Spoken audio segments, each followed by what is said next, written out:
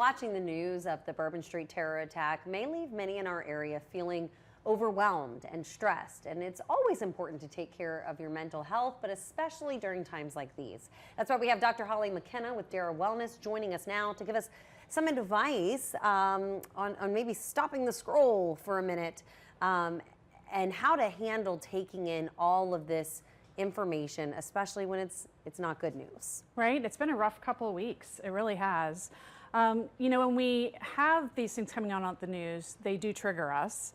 And after just 14 minutes of watching this type of coverage, whether it be Bourbon Street or what's going on in LA or around the world, that can trigger what our fight or flight response, which is really where we start feeling unsafe. Our body reacts in kind. So our heart rate goes up, our blood pressure goes up, we might feel sick to our stomach. And this really does trigger a response that I'm not safe, this isn't a good place to be.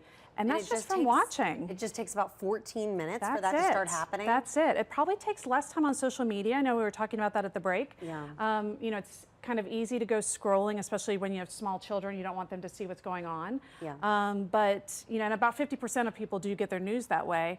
But, the clickbait is really triggering. And so it's made to create an emotional response. So you click on it, and then you can kind of find yourself in that, and as things were developing in the first couple days after this tragedy, there were a lot of videos online that were not censored. No. That were, stuff you would not see on TV. Absolutely. Because, our folks work very hard to make sure that nothing is shown that's, wholly inappropriate or things like that. But on social media, there aren't those protections. So you may be exposing yourself willingly or unwillingly by scrolling social media to videos you weren't prepared for. Exactly, and that does trigger that fight or flight. And you can get stuck in that spot. So that's why it's important to take a moment and take a step back and think about how you can engage in some self-care. Because really the past couple of weeks have been rough for all of us. And so, some ways to do that is thinking about what's going on in your life that's positive and kind of engaging in those things. Gratitude journals and things like that. Right.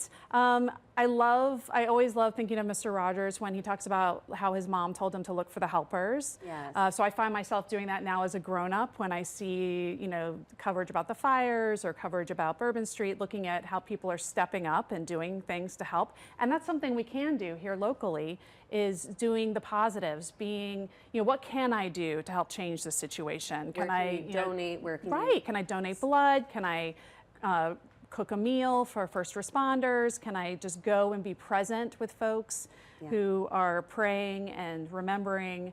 And just what can I do to help me feel more engaged and like I'm actually doing something? Absolutely. So look for the positives, and that's going to create a more kind of overall optimism in your life, right? Right. Anything that you can do to actually have more optimism in your life. So I usually say, like, if you're having a difficult conversation and engaging in the news sometimes is the same, building up the positives. So maybe go do a yoga class, go walk outside, and then watch whatever newscast you're planning to watch.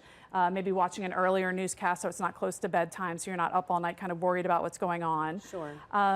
Just building up your reserve, filling your own cup first and before then giving yourself some time to decompress after you see that heavy news. Yeah, and even putting a timer, like we said, the 14 minutes, maybe 10 minutes. I'm going to watch for 10 minutes, and then I'm going to go and cook that meal that I learned about when Shelby was talking about it here in Morning Edition. I'm going to go try that out. Right, exactly. Okay, some great tips. If you've been feeling kind of heavy, like I think we all have the past couple of weeks, some really good tips. Dr. Holly McKenna, we're going to focus on the positives going forward. Thanks so much. Yep.